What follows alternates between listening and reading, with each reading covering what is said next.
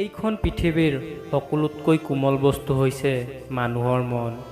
এইটো ভাঙিবলৈ কোনো হাতুৰিৰ প্ৰয়োজন নহয়, অকল মানুহৰ কথাই যথেষ্ট।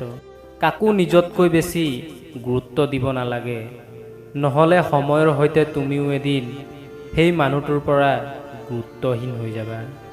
এদিন মই মানুহক হাঁহিবলৈ শিকাইছিলোঁ, কিন্তু এতিয়া জীৱনে মোক কান্দিবলৈ শিকালে। এদিন মই চবৰে লগত থাকি ভাল পাইছিলোঁ, কিন্তু এতিয়া জীৱনে মোক অকলে থাকিবলৈ শিকালে। এদিন মই চবৰে লগত কথা পাতি ভাল পাইছিলোঁ, কিন্তু এতিয়া জীৱনে মোক মনে মনে থাকিবলৈ শিকালে। দুখবোৰ এদিন নহ'লেও এদিন গুচি যাব, কিন্তু দুখ দিয়া মানুহবোৰক কেতিয়াও পাহৰিব নোৱাৰোঁ।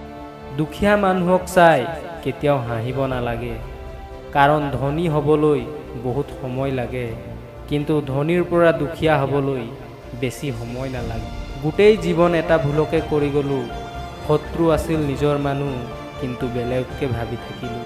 যিসকলে আঘাত পায়ো শান্তিত থাকিব পাৰে, সেইসকলেই জীৱনত কিবা কৰি দেখুৱাব পাৰে।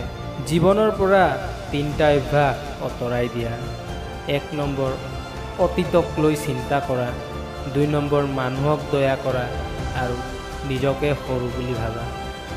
জীৱনত কি পালোঁ সেইটো নাজানো, কিন্তু নিজৰ মানুহক কেতিয়াও আশা কৰিব নালাগে সেইটো ভালকৈ বুজিলোঁ।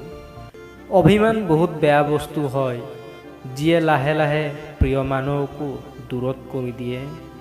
জীৱনত শান্তি বিচাৰিলে এইকেইটা কথা কাকো নক'বা। 1 নম্বৰ, নিজৰ ঘৰৰ কথা। 2 নম্বৰ, আপুনি কিমান পইচা উপাৰ্জন কৰে। 3 নম্বৰ, আপোনাৰ মনৰ কথা। কেতিয়াও নিজক বেলেগৰ লগত তুলনা নকৰিবা, কাৰণ বেলি আৰু জোনৰ মাজত কোনো তুলনা নাই। সিহঁতে নিজৰ নিজৰ কাম সময়ত কৰি থাকে। মানুহক কেতিয়াও বেয়া চকুৰে নাচাবা, কাৰণ কালিৰ দিনত কোনে তোমাৰ কামত আহি যাব কোনেও নাজানে। যিকোনো বস্তু এটা এবাৰ ভাঙি গ'লে কেতিয়াও আগৰ নিচিনা কৰিব নোৱাৰি। ঠিক সেইদৰে বিশ্বাস এবাৰ হেৰাই গ'লে তাক কেতিয়াও আগৰ নিচিনা গঢ়িব নোৱাৰি। ভিডিঅ'টো ভাল লাগিলে লাইক এটা কৰি দিব আৰু চেনেলটো ছাবস্ক্ৰাইব কৰি বেল আইকনটো অন কৰি ল'ব। মই প্ৰেম আকৌ লগ পাম নতুন এটা ভিডিঅ'ত। জয় আই অসম।